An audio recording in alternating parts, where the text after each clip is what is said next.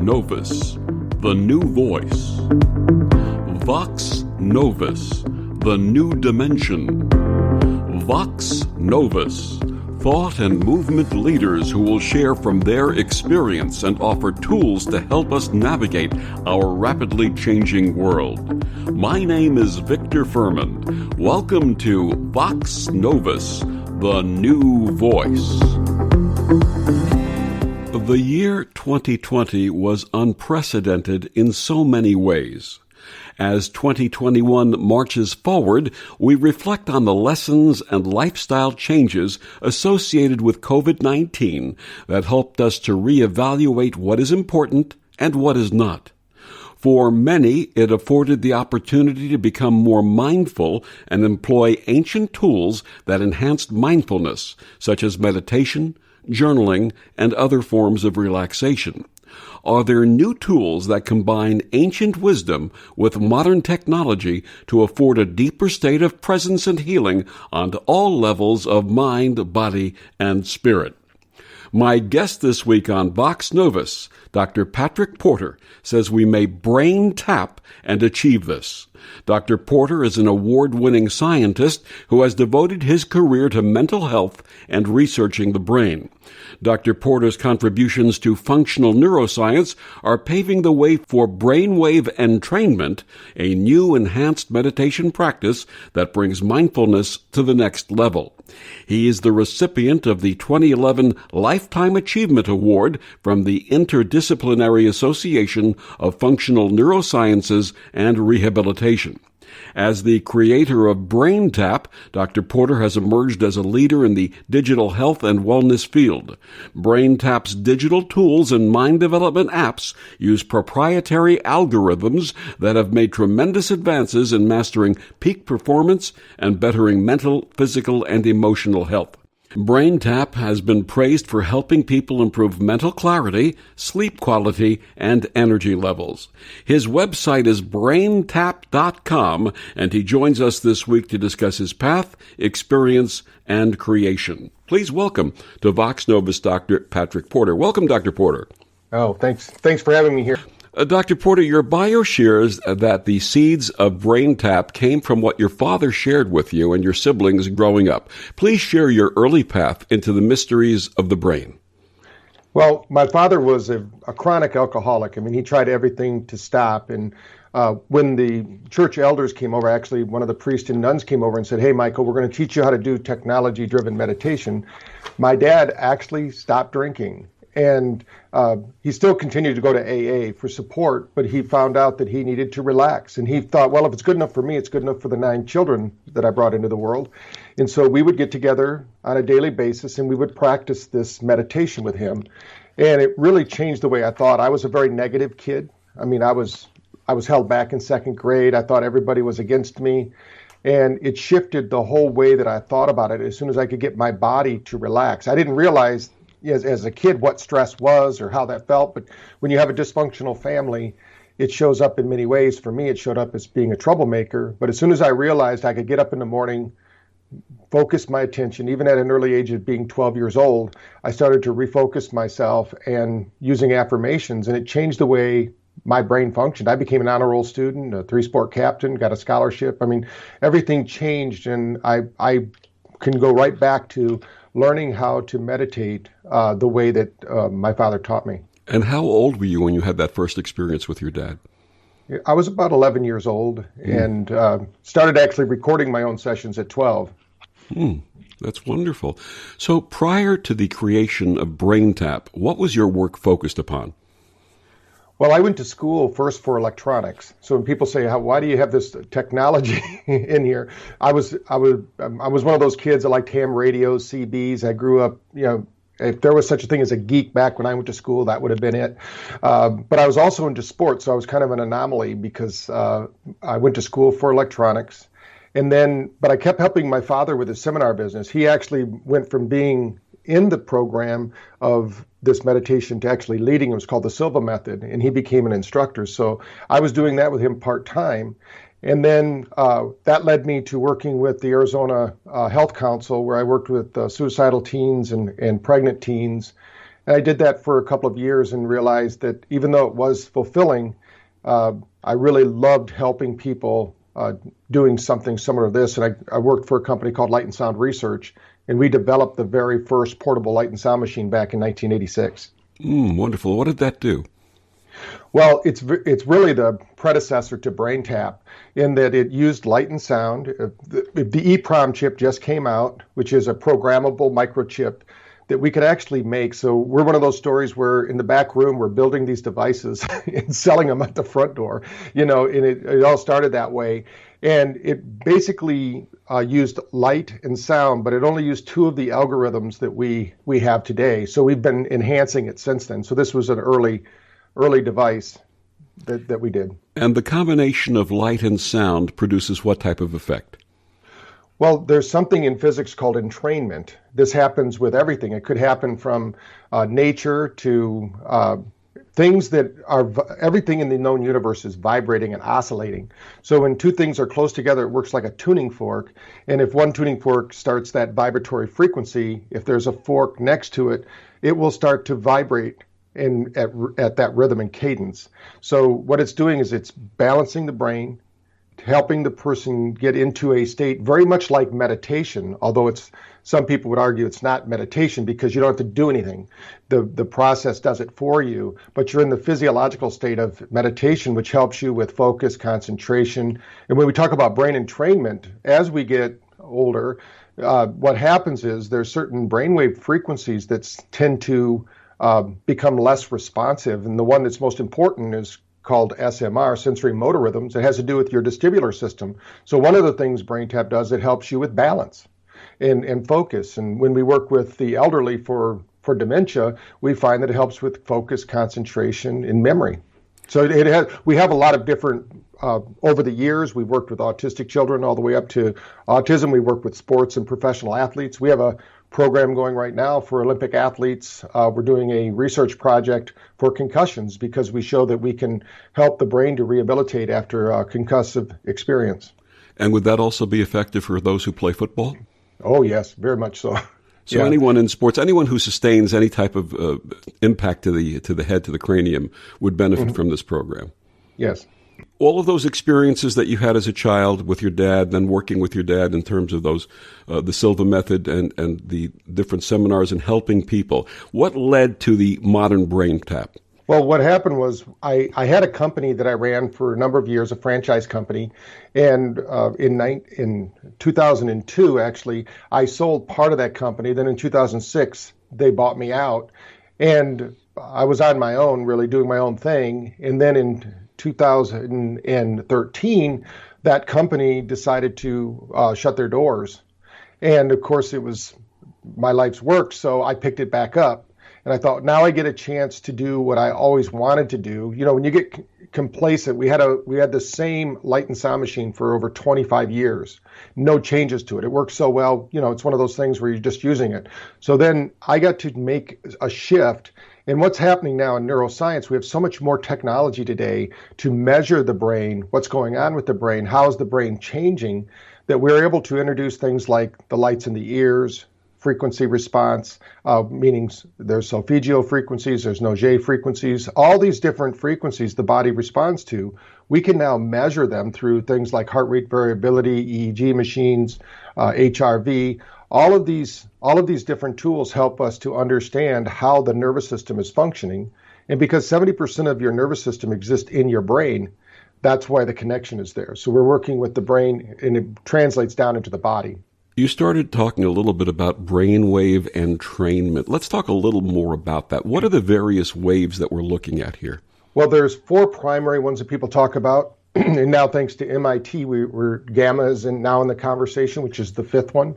I mentioned SMR, which is a subset. There's actually, we could go into really minute detail, but the four primary ones are beta, where we're speaking right now. This we call the reactionary mind. It's where most people hang out, but it's also the one that gets us into the most trouble, because when we get locked into that what we call beta brain, that's when you get that chronic low-level stress and you don't even know it. It's like being stuck in second gear, and you can't downshift, you can't upshift, you're just kind of there, and it becomes very stressful and it's bad for the body. We need to flow between these different brainwave states, and in reality, all of them need to be operating at one time. The next one is called alpha. Alpha is a creative state. That's where you go when you're doing something that you love, or like a hobby, or you're with people that you love, because it's one of those timeless places. We call this the intuitive mind. So it's that place where you get intuitive information from your subconscious. And then there's a state called theta. Theta is that threshold just before sleep. That's the one that most adults are missing. That's why 1/3 of the American population isn't sleeping. And that's really harmful for the brain, because if you don't sleep, your brain doesn't detox. There's evidence from 2016 in American Scientific where they talked about glial lymphomic cells, which are the lymph system of the brain that only opens up when you're in deep level 4 sleep. So if you're not sleeping well, your brain's not detoxing, and that can contribute to all of these different things, from memory loss to brain fog to dementia. We need to get people sleeping better. And then, of course, there's delta, which most people associate with deep sleep and rejuvenation. But we flow in and out of these brain states all the time. And then gamma, what I talked about, gamma now, they're liking that to a bass drum in a band, that we all have this gamma frequency in our brain that kind of keeps the rhythm and cadence of brain function. But what they're finding is if we don't, as we get older, unfortunately, gamma starts to diminish, and then amyloid plaque is more prevalent in the brain.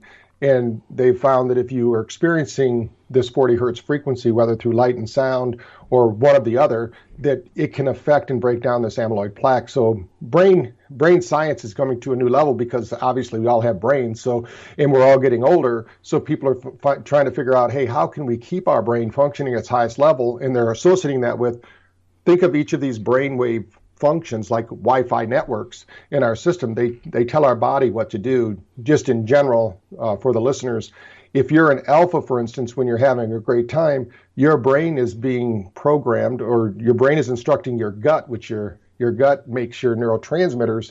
It starts to make more acetylcholine, which makes you feel good.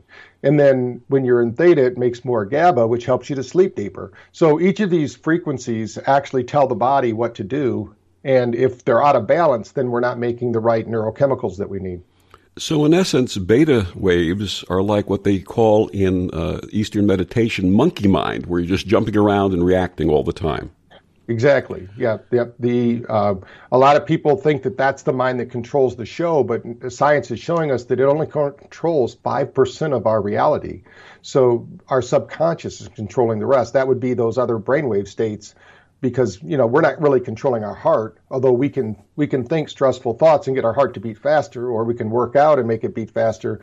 But most of the time it's being controlled by that other than conscious part of our mind. And in essence, all of this is about traveling to the beat of a different drum. Yes, exactly. Yeah. In fact, drum circles, when you bring that up, drum circles are a great way for people to experience the synchronizing brain states that we talk about. Because if you've ever been to these kind of drum circles, I always say that there's always ancient methodology that has been translated into modern day science. And really, some of the brainwave entrainment works the same way as a drum circle. I mean, you can go on YouTube and actually put in synchronizing metronomes.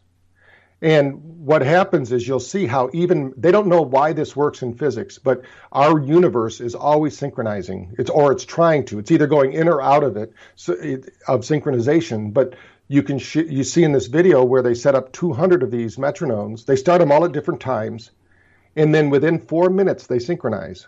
Well, we found that to be true also with the brain. Our brain has 2 hemispheres. And the biggest problem people have as we get better looking and more intelligent with age, certain things happen to us. One is that our left hemisphere slows down before our right hemisphere. So we showed that within 6 weeks of using BrainTap, you can resynchronize those.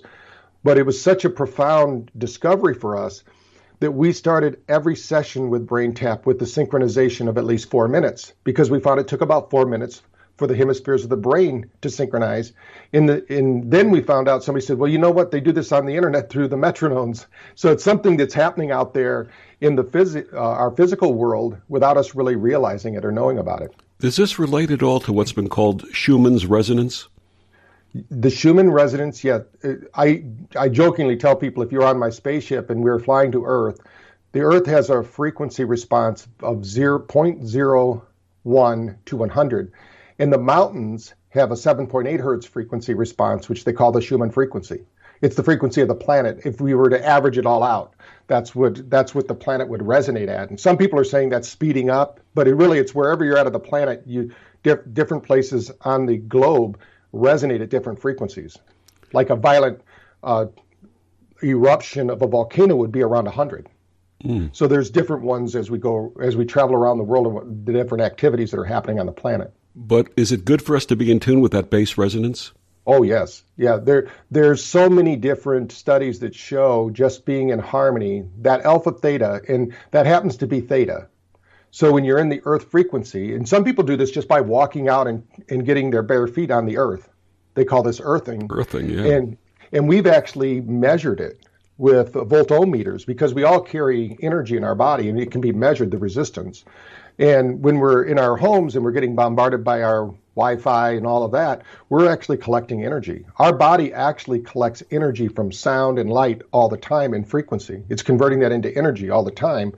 I tell people, if you don't believe me, just go to a party at one time when you don't really want to be there, but they start playing music from your youth, and you start tapping your toes and you start getting into your brain actually converts that music into energy that you can now use. It actually creates ATP, or the currency of the body for transacting information or energy.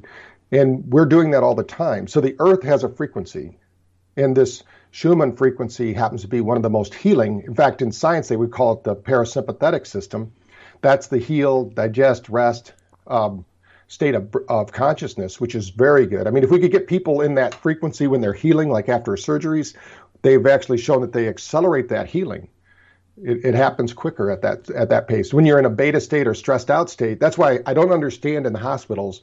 I've been in them, I'm sure you have too, where you're trying to rest, and every 2 hours somebody's coming in, poking and prodding you, waking you up from your sleep, when that's what's going to heal you. So it's kind of counterproductive there when they do that. Is there an effort being made to correct that within hospitals? The two hospitals that we're working with, St. Francis Hospitals in Indianapolis, we started using the BrainTap process in there, and we recommended that they leave it up to the patient, and they're following it along as much as we know. But I think there should be. I think they're going to find more and more that letting people relax, and unless they're in a critical state, you shouldn't be in there waking them up. All of these healing processes come under the science of neuroplasticity. What is neuroplasticity? Okay, so there's Hebb's law states that those neurons that fire together wire together.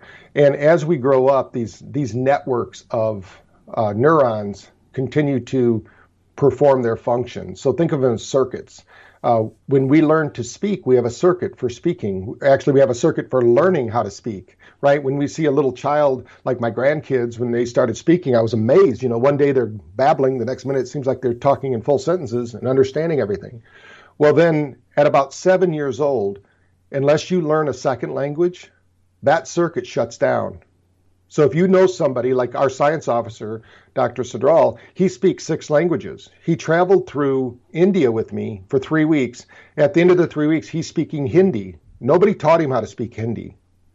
But his brain circuit was still open like a child because it never shut down. That's neuroplasticity. So in his case, that circuit stayed up. But the brain is an energy hog. So it uses 25% of the energy of the system. So it's always trying to shut things down. That's why as we age, if we don't use our brain, we lose it. So that's why we have to keep challenging our brain and getting it to work better. So neuroplasticity represents how many neurons we have firing at any one time. And I'll tell you a little story. One of our research projects that's now moved on to the next level, where we're seeing 50 people, this is in Florida at Seminole College. We took 5 women. They were 55, 65 years old. They were all diagnosed with dementia. We did a brain scan on them. They all had left hemispheres that were moving slower than the right. They did the cognitive skills test. They had dementia. Their doctor had diagnosed them with dementia. In 6 weeks later, after using BrainTap 3 times a day, They went back to their doctor. He said, I wish I wouldn't have diagnosed you 6 weeks ago because you're not showing those symptoms anymore, but they're diagnosed. So in the medical world, you can't fix that. But in the reality is that when we measured their energy in the brain, nobody knows how to measure a single neuron. That would be, I'm sure they'll at some point get to that point. But what they do is they have an algorithm that measures the energy signature of the brain. And the more energy in the brain, they know the more neurons we have. So neuroplasticity means that we can change the brain's configuration. We can get it to operate better. What happened to these women in 6 weeks, and why we have a bigger study going on now, is that they had 49% more neuroplasticity. That's what we have when we're a child. So when we think about as children, we're actually fully connected. We actually unplug our brain as we age. We don't build our brain like people think. It happens totally different. Our brain is totally connected, and as we do things repetitively, the brain unplugs itself to get those circuits in place. Once those circuits are in place, they used to think it was fixed. Like if, for instance, you're here interviewing me, so you have an interviewer's brain, let's say, or a writer's brain, and then there's other people that might have a athletic brain or something like that, and those two don't cross over. But the reality is now they know that anyone can learn anything if properly motivated, and the brain can change. That just because you might be what they might call a kinesthetic or a feeling type learner, and somebody else might be a visual learner, you can cross-train them and get their brain to operate. That's what we mean by neuroplasticity, is that the neurons are plastic. They are flexible, they can change. And that's really the bottom line to brainwave entrainment, is that we can train the brain to fire these neurons at different points to get different results and help, and especially for learning. We learn better in the alpha theta state than we do in beta. So that's part of the process here. That's absolutely fascinating. My guest is Dr. Patrick Porter. He's the creator of BrainTap. Dr. Porter, please tell our listeners how they can find out more about you and this amazing work. Well, the easiest place they can go is they can go to BrainTap.com. If they'd like to try out the technology, you can do it with just your phone at BrainTap.pro. And for 99 cents, they can get a copy of my latest book, Thrive on Overdrive. And they get 15 days on the app with that. So they can try it all out there for 99 cents. And we'll be back with more of Dr. Porter after these words on the OMTimes Radio Network. The best of the holistic, spiritual, and conscious world. OMTimes Radio. IOM FM. OMTimes Magazine is one of the leading online content providers of positivity, wellness, and personal empowerment. A philanthropic organization, their net proceeds are funneled to support worldwide charity initiatives via Humanity Healing International. Through their commitment to creating community and providing conscious content, they aspire to uplift humanity on a global scale. OMTimes. Co-creating a more conscious lifestyle. Hello, I'm Lisa Berry. Join me every Monday at 1 p.m. Eastern Time for Light on Living. A chance to see new, hear different, and feel more as I shine the spotlight on all the ways to lighten the load of life's challenges. Light on Living is your link to that new way you're looking for, that new understanding that will enhance your life, and that positive connection that will support your growth. So join me and you'll gain insight and start to see things in a new way that motivates you. Know that feeling? Like every door is closing and you just can't see a way out? Being unemployed, underemployed, or just out of school can feel like that. But when you find the right tools, suddenly everything just clicks. FindSomethingNew.org offers resources that help develop new skills that can position you for careers in today's growing industries, from healthcare and manufacturing to cybersecurity and alternative energy. Find your path to a new career at FindSomethingNew.org. A message from the Ad Council.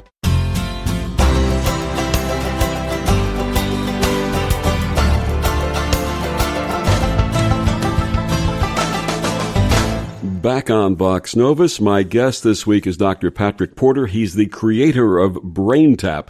Dr. Porter, why is BrainTap so especially important now? Well, I think now it's so important because people want the benefits of meditating, but they don't have the time to meditate. Everyone thinks it takes 30 years in the mountains with a guru or something like that. And the reality is with technology, we can do that because technology is actually stressing us out. I mean, when we first got our cell phones, everybody thought this was going to be great, right? And it is great. But now I don't have a day off, right? I mean, people are going to, people who have my number can call me at any time. It used to be when you left work, basically you left work. I mean, the next day you'd go back and check out your answering machine, see who called you, but now it follows you. So there's a lot of different stressors out there. And I think everyone's talking about uptime, and especially in America, we're always wanting to achieve, conquer, and I don't think there's anything wrong with that. But just like a professional athlete or an Olympian that we work with, we find that their training is okay, but their recovery is terrible. So people need to learn to recover. They need to learn to balance out their physical strain and mental strain and emotional strain, even spiritual strain people have today. I mean, they're not even able to go to church right now, in certain places. So, they have to find their own way. So this is something I think people need to have a practice of de-stressing their nervous system. In the same way we reboot our computers. I mean, could you imagine just keeping your computer on all the time and never clearing out the cache and never rebooting it?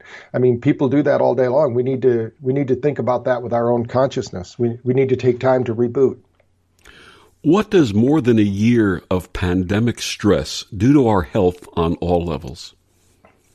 Well, there's so many ways that it's damaging our nervous system. One, in our immune system, there's something called psychoimmunology, which means our psychology affects the way our immune system functions. We want to connect, right? I mean, we can connect so much through our social media networks and things like that, but we want physical connection. So that's harming us in some ways. But this chronic low-level stress was already happening in the world. I mean, people felt this rumbling stress.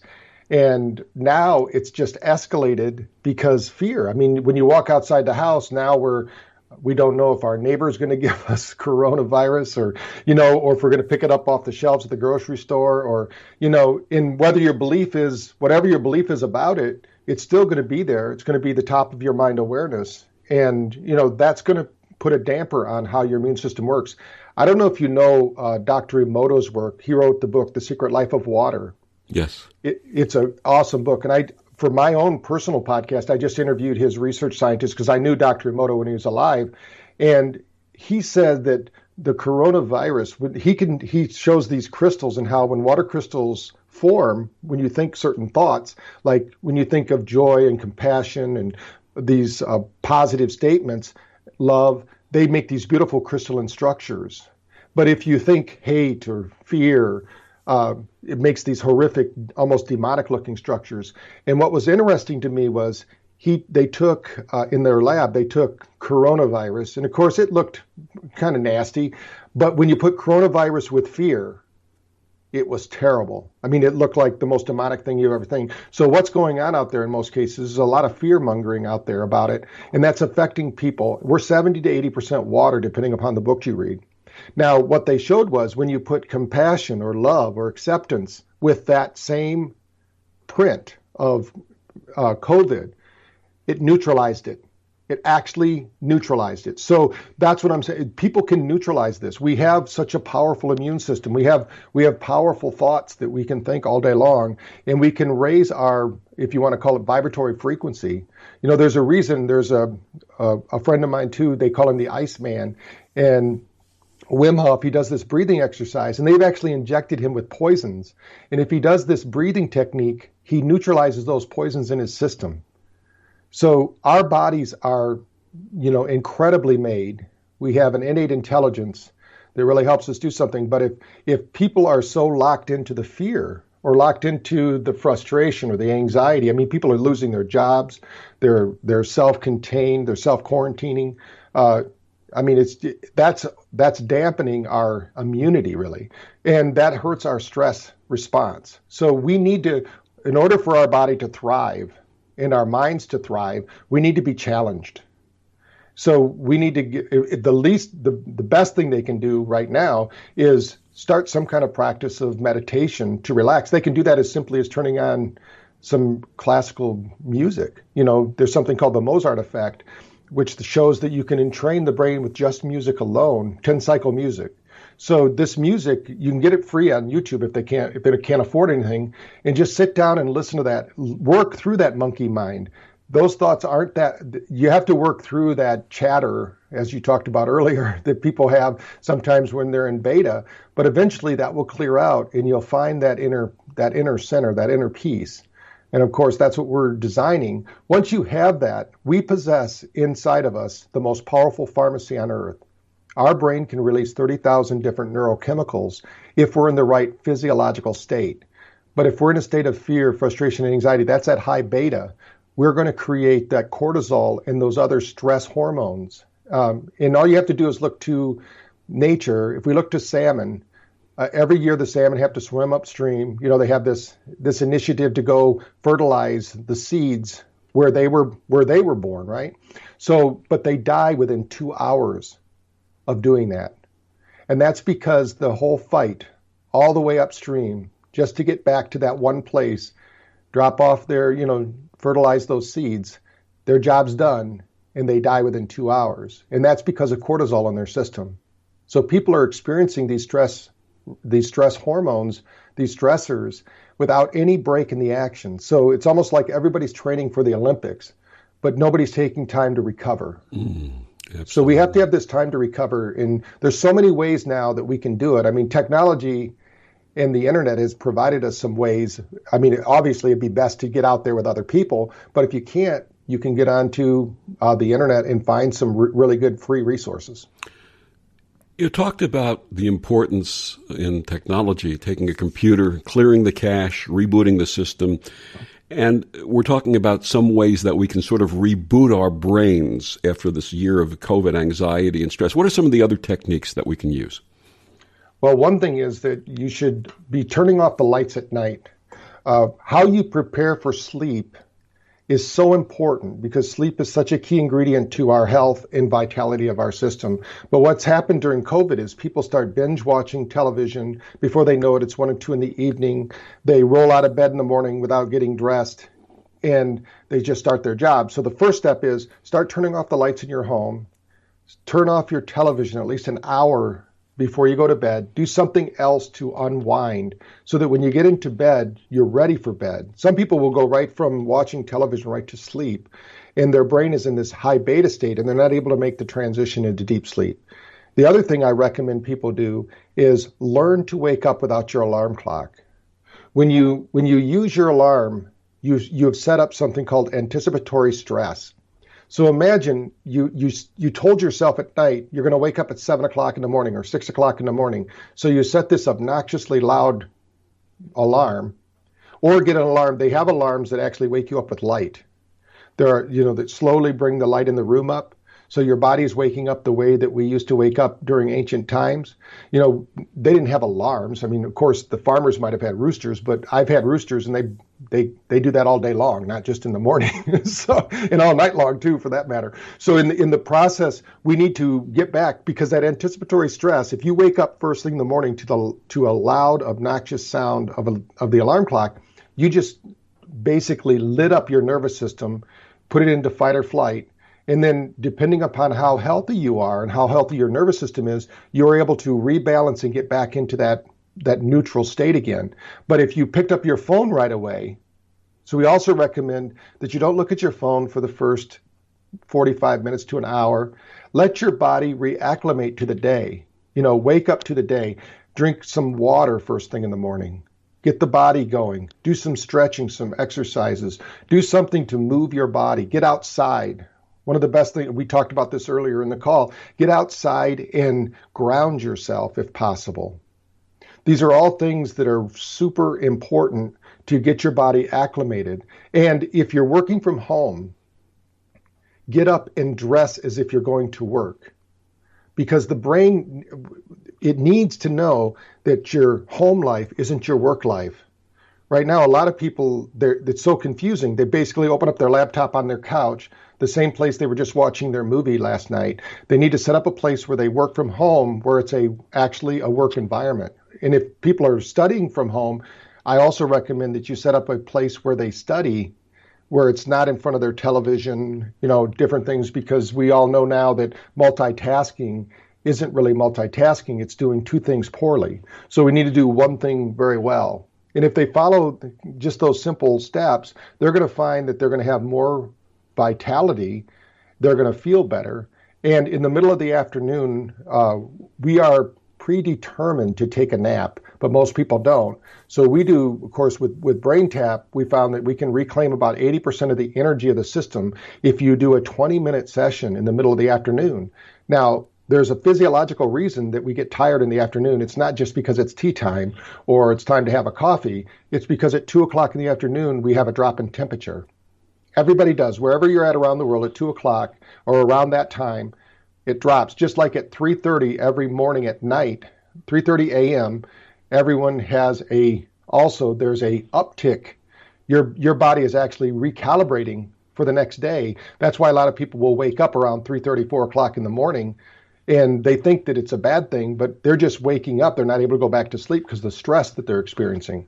So we have to be biologically active with the clock that we have, which is our sun. Just to put it in perspective, people might be thinking, well, I don't know about that. Well, one simple example is science has shown that if you don't get to sleep between 10 and 2 o'clock at night, you don't make as much melatonin. And the closer to 10 o'clock you go to sleep, the more melatonin you'll make. So the body actually is triggered from the light from the sun, because light is the most underprescribed nutrient on earth right now. We're inside our houses. We drive our cars. We don't get out as much. Our bodies are designed to be outside 14 to 18 hours a day. But, I don't know too many people that do that unless you're out there, you have a job that puts you outside. And how may we generate more melatonin, especially being indoors these days? Well, of course, we do it through light therapy. You can actually do it because melatonin is that when you start to rest and relax, any meditation is going to uptake your melatonin. Stress is one of the things that blocks it.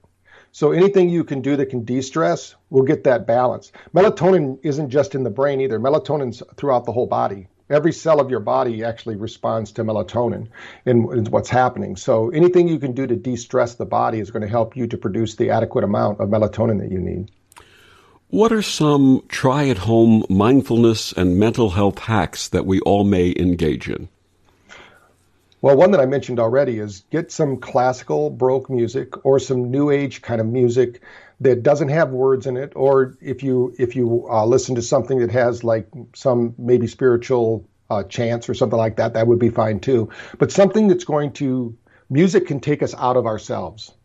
So you put that on in the background and just breathe. There's 2 different breathing exercises I typically teach people because they're simple. One is you breathe into the mental count of 4, and then you breathe out to the mental count of 8. And you connect that breath. It's important that there's not a space in this breath.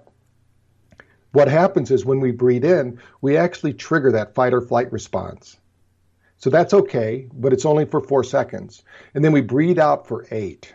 That actually is triggering our parasympathetic or our fighter, our rest, digest, and relax, what I call our thriving brain, when you breathe out. Now, you can do that. That's one way. Or there's another breath because you want to switch it up a little bit. The way neuroplasticity works is we can't do the same thing all the time.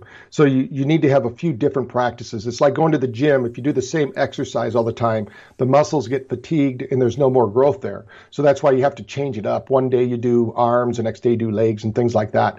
But within the brain, what you can do with this next breathing exercise, they call it box breathing. And this one's pretty easy. And I actually tell people, if you're driving, like to and from work, this was one of the exercises I would give my clients, is that when you're at a stoplight, pick one of these breaths for the day and do it during that 3 minutes of sitting at the stoplight. But in the box breathing is very simple. You breathe into the mental count of 4, you hold that breath for the mental count of 4, and you breathe out to the mental count of 4. And then with the breath out, you hold it out for the mental count of 4, and you just kind of continue that box breathing. And if you could get up to doing either of these breaths for 5 to 10 minutes a day, you will have a profound effect on your well-being. It's tremendous. Now, the next thing that I recommend they do at home is if they don't know yoga or dance, one of the things when we test people, the people with the best nervous systems, which means their best brain function, is people who do yoga, people who do dance, like ballroom dancing, and people that do martial arts. So if you can choose one of those three, if you can't do either of those, then get out and walk. Now, walking is one of the best brain hacks. There's actually been many books written over the last 10 years now that show when people get strokes, they'll have something happens where they get something, they get a stroke experience. And then after that, they become super healthy and their brain function returns to normal. That's because when we walk, we're actually engaging both hemispheres. So exercise is a really strong way that we can do it. The other is weird as it sounds, for your health, you should be drinking half your body's weight in ounces of water. And it should be good water. Depending upon where you live, if you're drinking out of your tap, you really need to let that tap water set like for 8 hours to let all the stuff outgas that they put in the water so it's not poisonous. But because there's fluoride in there and all sorts of other things that are bad for the brain, but they'll gas off. That's why if you pour a glass of water and it smells like a swimming pool, you shouldn't be drinking it. You wouldn't drink water out of your swimming pool, but it's there so you don't get contaminated water, but it'll outgas. And so if you have a pitcher of water, you put it in your refrigerator, and then a little later drink it, it's probably going to be fine. If you can drink good, clean water, like a good filter, I recommend that too, is one of the things you can do, because a lot of people out there, a lot of the problems they're having, especially mental disorders, they have tied back to dehydration.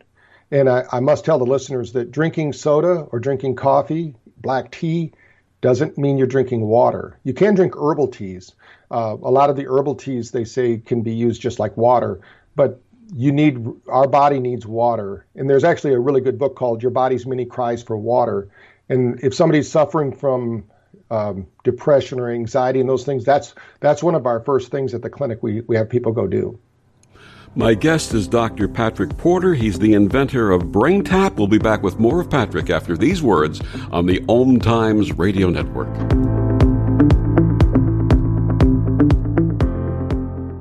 Ascending Hearts is no ordinary dating site, but a spiritual dating site with a purpose, to link you with your soulmate.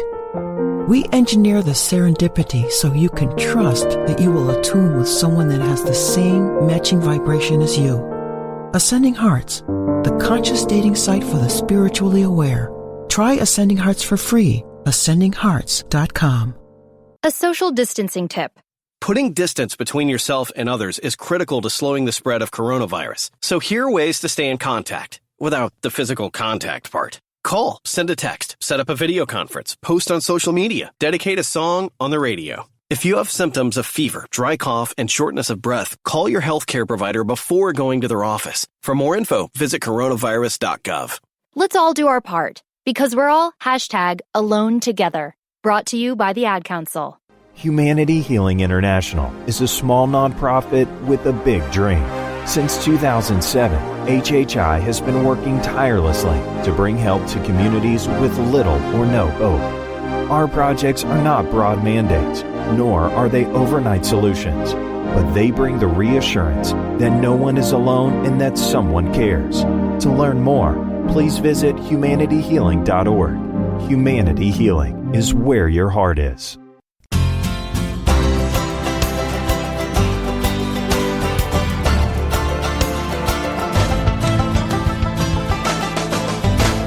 Back on Vox Novus, my guest this week is Dr. Patrick Porter, the creator of BrainTap. One of the negative impacts of stress is that it diminishes productivity. How may we stay productive while we're stressed? Well, I think the biggest thing is to notice when you're stressed. I mean, that's a sign that you need to take a brain break. And it could be as simple as just going out doing one of those breathing exercises out in the yard or something to do it, or go get a glass of water. Get away from whatever you're doing. If you keep pushing through the stress, there's the old saying about sharpening the saw that's in the 7 Habits of Highly Effective People, and where he talks about you got to have this time to work on yourself a little bit. But to stay productive, I would schedule time. We do it with all of our clinics. We tell staff, when you get to that point where you're stressed. You can tell because you're usually sitting there like the spinning wheel on your computer, but you're sitting there spinning in your mind. You don't know what to do next. You have so much to do, you don't know what to do. That's a signal that you need to take 10 minutes and go do some mindfulness training. Go do something that clears your mind, relax. Don't worry about getting anything done. But the other thing is to schedule. For stress right now, if you're used to sitting there with your phone and every time you get a text message, every time you get an email, you're answering it right away, that's very stressful. In fact, that kills creativity, it kills productivity. I would schedule time to do those things. Like in my case, I have 2 times a day where I check my email, and people know that. They know when if something really critical, they'll text me, because at the top of every hour, I go and check my text messages. And if there's something that I really need to act on, I will do it. I'm not going to respond every moment.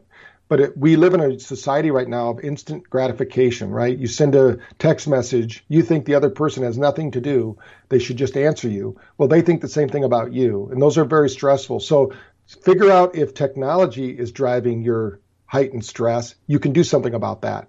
Now, if it's something in your life that's happening, one of the things that you can do is really clean up your environment that you work at. There's something out there called Feng Shui, which is the art of placement in energy.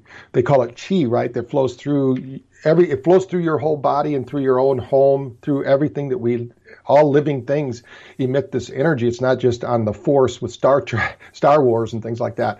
So this energy is there, but if we're working in a place that is not, let's say, orderly, it will affect the way that we handle that, and we'll become stressed about that. So I don't mean you don't have to be,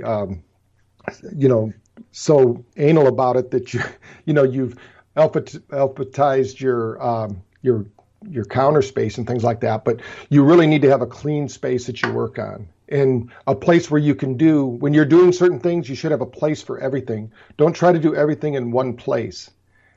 There's something in our mind called anchoring, right? In my case, I grew up Catholic, so when I smell frankincense, I think of the Catholic Church, right? Because the Stations of the Cross and things like that.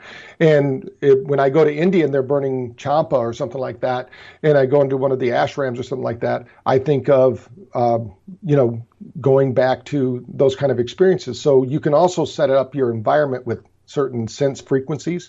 Some people use essential oils to do that. There are ones that can cause you to relax, like I just mentioned, frankincense. That's a good one for the brain to get you to de-stress. But some people like using lavender.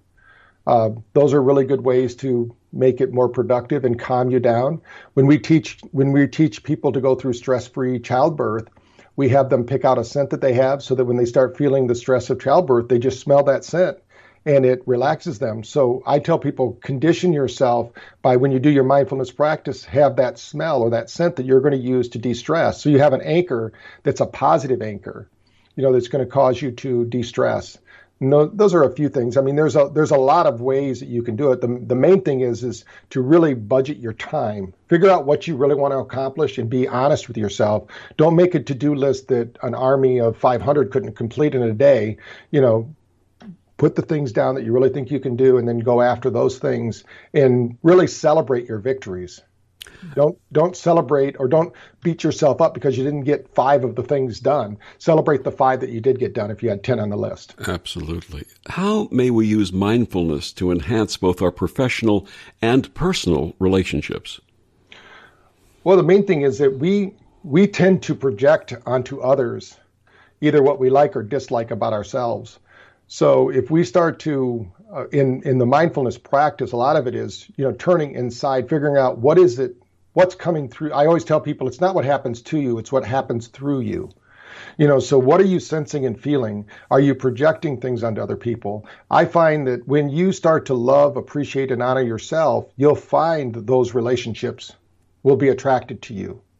If you still hold a lot of animosity, I tell people, if you could hear what you say to yourself, if somebody else said that to you, you wouldn't allow them in your space. But a lot of people are beating themselves up. So one thing about mindfulness is when you start picturing things, you start visualizing in this mindfulness space, whatever thoughts come in, you let them pass through. And if there's a negative thought, you can start changing that, especially about relationships. And a good friend of mine back in the early years, I've been married now for 32 years, but before I was married, this mentor that I had said, Patrick, love isn't looking into each other's eyes, it's looking in the same direction. So I never try to change somebody's, whether it be beliefs or outcomes.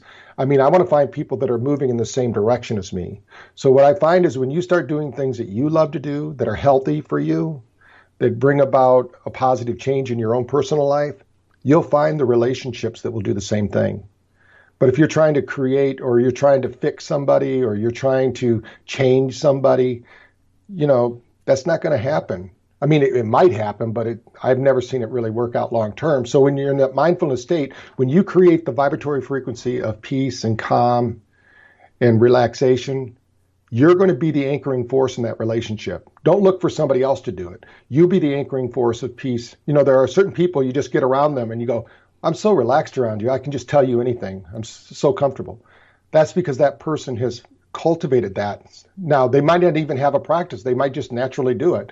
But you can, with practice, create that kind of frequency around you, and you'll draw to yourself really great relationships. What are some of the lesser-known health benefits of mindfulness? I think the biggest thing is that you are actually inoculating yourself against stress. So think of it like our bodies work like a capacitor. Remember, my background's electronics at first. So a capacitor holds a charge and it discharges at a certain point. Well, we all have a discharge point. Some of us can hold a lot more stress and we don't discharge on people. But the example I give people is if you're driving down the road, you and I are driving down the road, Victor, and we're having a great time. We're talking about your successful show and everything, how it's going. And all of a sudden you look in the rearview mirror and you see red and blue flashing lights and you hear a siren. What immediately happens to you? You get stressed. Yeah, you get stressed. So you pull over because you think you did something wrong, but you were doing the speed limit. It was a great day. Listen, we were having a great conversation, but that one disruption. Now, when that police officer goes around you because it wasn't you they were after, what happens? You feel relaxed. Right. You actually feel like you got away with something too, even though you didn't do anything in the first place, because these are the tricks that our body gives us with our mind. You didn't do anything wrong in the first place, but the anchor to a police, like the police, whether you like them or not, we always want them if we're in trouble. We never want to see them if we're going 5 miles an hour over the speed limit. So it's like these are all anchors, right? So when we start to use these anchors and we start to find out who's got control of our remote control is what I like to say. So we want to take back control of our remote control and bring about that calm and peace and not let other things cause us to react. We want to interact with life. And I think there's going to be a big shift that way. Will the joining of technology and wellness mean a new future for mental health? I think so. We have quite a few of our offices. We're very fortunate. We have 2,300 clinics in the U.S. using BrainTap, and quite a few of them are doing rehab work because when I was working the Arizona Health Council, I also wrote the program for DUIs for the state of Arizona. So I have a background in addiction because of what happened with my father. And what we're finding is that addiction it's a more complex than just getting them off alcohol or getting them off their drug. We've got to work them through a program so they start to think differently. And I think we have to accelerate that. And I think technology, if you can't get into the physiological state, that's where yoga comes in and different mindfulness practices is you're going to set your body up. Your body gets into that vibratory frequency of rest and relaxation, that alpha theta state. Now you can accept these things, and your mind, your brain, a lot of these imbalances are because the brain is not balanced, like anxiety, depression. We've linked those to the hemispheres of the brain not being coherent. These two hemispheres need to be coherent. If they're off even a millisecond, we're talking about anxiety going through the roof. Because when you think of thought, Victor, that thought isn't like you go back to this control booth in your brain and that thought is totally assembled. That thought comes from 8 different places in your brain or more, and it has to be represented to you. Now, if those hemispheres aren't synchronized, the information comes in fragments, and the brain then starts rewriting it or deletes it altogether. And then we have a bad memory, or we start to think we have a bad memory, when the reality is we all have a perfect memory. It's our recall system that needs to be improved. So I think technology, as we advance it, I think we have to be very careful. I don't think technology is going to do it for us. We already have the technology. We are incredible beings of really, one thing that a lot of people find strange, but the reality is science has proven now we are light beings. It's not a metaphysical concept. We actually share and produce biophotons, which means that we share information in the form of light. And there's been scientific article after scientific article that shows the dura of the body, or that flows, surrounds every bone, every structure of the body, is a way we signal through the body. Now, if light can do that, and now with light therapy, we're finding that light therapy is changing things like seasonal affective disorders, because we need the light, we need certain light frequencies from our sun, and we're only touching the tip of the iceberg. So I think we're going to see some advances that are going to blow people away, but it's still our body, our biological system is going to make the changes. I don't think we're going to have implants or something like that that's going to change us. I think we're going to learn to work with our environment at a much higher level. We are going to do the glowing. My guest, Dr. Patrick Porter, he's the creator of BrainTap. Dr. Porter, one more time, please tell our listeners where they can find out more about you and your amazing work. Yeah, they can go to braintap.com, or if they want to go a little deeper, they can go to braintap.pro, and they can get a copy of my book for 99 cents and a 15-day trial of our app, which they can start using right away, and they can keep the book whether they decide to move forward or not. And it's a full 230-page book that they can download and read on their personal device. Wonderful. Thank you so much for joining us and sharing this very, very special and important work. Well, thank you for having me. And thank you for joining us on Vox Novus. I'm Victor, the Voice Fuhrman. Have a wonderful week.